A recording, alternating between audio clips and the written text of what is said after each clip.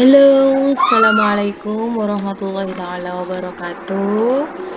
Hai teman-teman semua. Nah, ini di video kali ini aku mau nge-review, bukan nge-review ya, menyampaikan kembali soal artikel ilmiah aku. Ini aku presentasiin ketika aku S2. Nah, judulnya apa sih? This is Being Autonomous Learning Through Joining Free Online Course FutureLearn.com, presented in Autonomous Teaching and Learning Theories and Practices in Foreign Language Studies. Jadi ini dulu itu pas ada konferensi internasional tentang Autonomous Teaching and Learning. Autonomous Teaching and Learning itu adalah pembelajaran independen, baik mengajar maupun belajar secara mandiri. Nah, fokus aku di sini adalah bagaimana menjadi pembelajar yang mandiri. Seperti itu. Pembelajar mandiri di sini diartikan seperti apa dan bagaimana sih caranya. Nah, itu yang akan saya bahaskan. Ini waktu saya kuliah di Malang tahun 2015. Dan perkenalkan, nama saya adalah Novi. Waktu itu saya masih ngajar di STM. Lanjut ya. Autonomous learning itu apa sebelumnya? Nah, ini di sini saya punya abstrak dulu. Abstrak ini adalah bagian daripada garis besar tulisan aku ketika itu. Ketika itu aku nulis learning autonomously is a term where learners try to develop their ways of learning and facilitating themselves to learn independently at any time and any way. The references of learning autonomously could be from any sources such as books, e-books, lecture, or internet-based learning. Through FutureLearn.com, the learners from any background are possible to be independent with English language as medium. Nah, di sini itu pembelajaran mandiri atau pembelajaran secara autodidak ya, bisa disebut seperti itulah. Tapi saya lebih senang memakai istilah pembelajar mandiri. Di situ adalah pelajar itu mereka dapat mengembangkan skill mereka dengan segala fasilitas pendidikan yang ada di sekitar mereka. Mereka belajar secara mandiri, kapanpun dan dimanapun. Dan sumber belajar mereka itu nggak terbatas. Nah, ini yang perlu jadi catatan. Mulai dari buku, ini udah umum ya, kalau pengajar itu belajarnya dari buku. Nah, selanjutnya e-books, yaitu book yang berbentuk digital. Bisa PDF atau mungkin aplikasi seperti itu, aplikasi e-book. Terus yang selanjutnya lecture. Nah, ini perkuliahan, baik perkuliahan secara didapat dari sebuah seminar online, perkuliahan online ataupun offline. Or internet-based learning. Nah, internet-based learning ini adalah pembelajaran berbasis internet, yang artinya kamu menggunakan internet atau menggunakan paket data kayak gitu untuk kamu belajar. Nah, aku menawarkan satu platform dan aku udah pakai ini memang, yaitu judulnya FutureLearn.com. Nah, di situ itu pelajar itu dari segala background, baik dia itu masih SMA, SMP, atau pendidikan atas, atau mungkin udah kuliah, bisa pakai web ini gitu, dan secara mandiri, karena memang mudah banget gitu. Tapi satu catatannya bahwa platform ini adalah totally in English, jadi menggunakan bahasa Inggris di beberapa menu-menunya, cara daftarnya, dan di beberapa materi yang disampaikan. Oke, go on. Nah, ini kata kuncinya berarti adalah learner, yaitu pembelajar, autonomous, mandiri atau secara merdeka, and FutureLearn.com. Nah, kenapa sih kok aku itu pengen gitu nulis soal autonomous learning itu ketika itu, yaitu tentang mulai boomingnya atau mulai ramainya pelajar itu belajar menggunakan perangkat yang kita sebut perangkat komputer, dan belajar itu menggunakan alat-alat tersebut gitu. Belajar bahasa itu jadi nggak cuma kita ketemu sama guru, tapi sudah menggunakan komputer. Jadi pembelajarannya itu tidak terbatas pada tatap muka tetapi sudah memakai sebuah media yaitu komputer. Nah, ketika itu sudah mulai marak digunakan, jadi komputer itu nggak hanya buat ngetik tapi udah bisa buat media pembelajaran. Nah, selanjutnya adalah ketersediaan teknologi. Sekarang itu kan bahasa Inggris itu hampir ada di semua lini. Kamu beli komputer, beli laptop, pasti itu bahasa Inggris kan bahasanya. Dan banyak juga aplikasi pembelajaran di situ. Nah, di situ basisnya teknologi banget.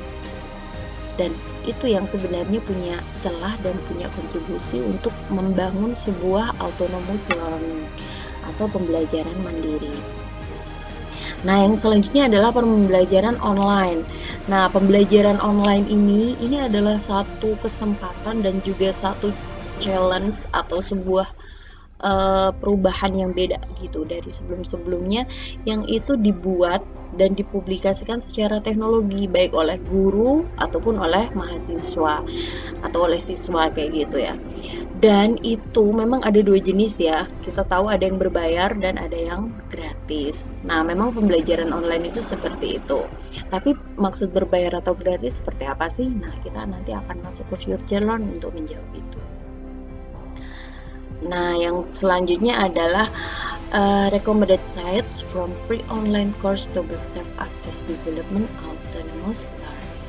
Ada sebuah situs yang perlu direkomendasikan itu menurut aku, karena begitu banyaknya kelas online gitu, kadang kan kelas online itu juga butuh sebuah persiapan kayak gitu, sama sebenarnya seperti pembelajaran di kelas, tapi ada beberapa hal yang membedakan kenapa pembelajaran online itu harus ada yang direkomendasikan karena memang punya beberapa kriteria, dan itu dapat membangun mandiri pelajar yang begitu begitu survive untuk belajar secara mandiri. Jadi gurunya itu ya ada di situ juga kayak gitu.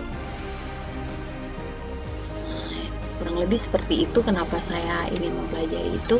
Terus kemudian fokus studi saya sebenarnya ini bisa di skip, tapi saya ingin menyampaikan kembali bahwa penelitian saya ketika itu adalah ingin menjelaskan kembali sebenarnya semua orang itu bisa jadi autonomous learners atau pembelajar mandiri dalam belajar bahasa, utamanya bahasa Inggris ya, tapi entah bahasa apa saja itu semua punya potensi.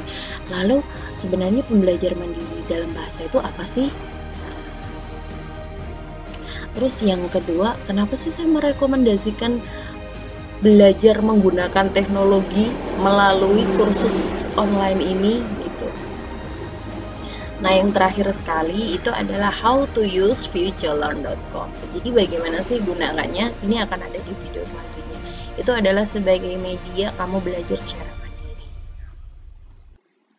Nah, tujuannya saya skip aja ya. Ini baik secara teori maupun praktis, tapi theoretically ini akan membahas banyak tentang autonomous learning and learning online or teaching online seperti itu. Oke, kawan. Nah, ini aku mau menekankan ke beberapa literatur atau istilah yang menjadi kata kunci, antara lain adalah English and Technology. Itu memang dua hal yang nggak bisa dipisah untuk saat ini.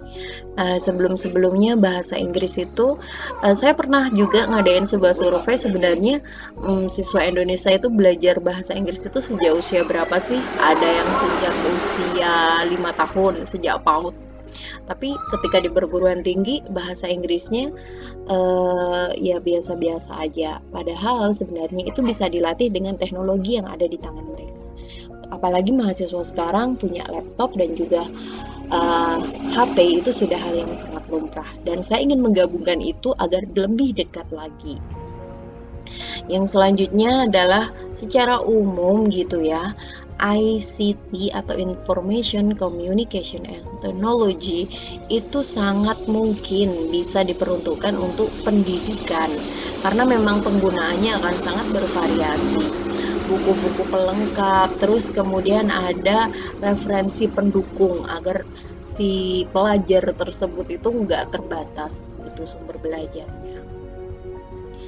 Nah, ini belajar dengan teknologi, tapi saya ingin skip karena ini totally theoretical framework banget, tapi saya ingin memberikan garis bawah bahwa itu sebenarnya sudah pernah kita tahu. Seperti contoh, pasti dulu kan udah dikenalin dengan www.google.com, terus habis itu membuat sebuah email, habis itu chatting seperti itu dalam bahasa Inggris, menggunakan blog, Wikipedia. Nah, Wikipedia apalagi ini booming banget, banyak dipakai, atau mungkin referensi lain seperti itu. Nah, dari situ itu berkembanglah kemudian yang lainnya.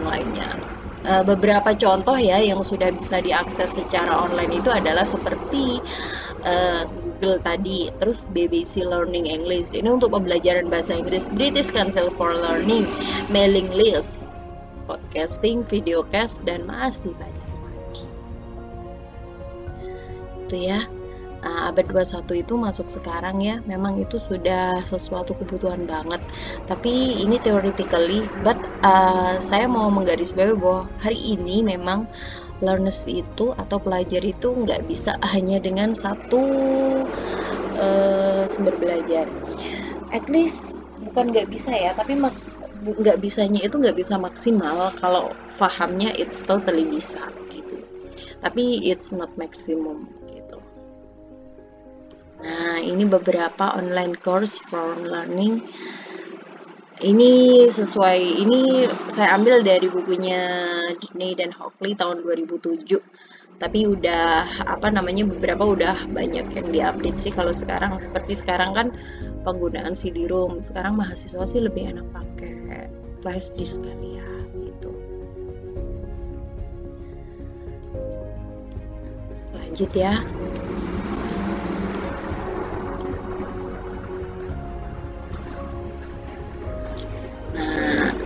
Sini learners using ICT blog, wiki tadi udah saya jelaskan. Terus kemudian email untuk berkirim tugas itu juga sudah sering kita pakai. Oh no.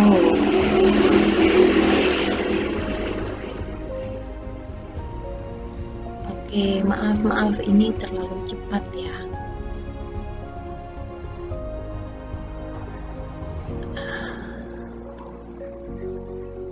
Ini tadi udah ya. Nah, saya ingin menjelaskan tentang future learn. Sekarang kita masuk ke sini. Tapi ini baru penjelasan, saya ingin ngenalin ini dan kita lanjut nanti di video selanjutnya ya. Terima kasih.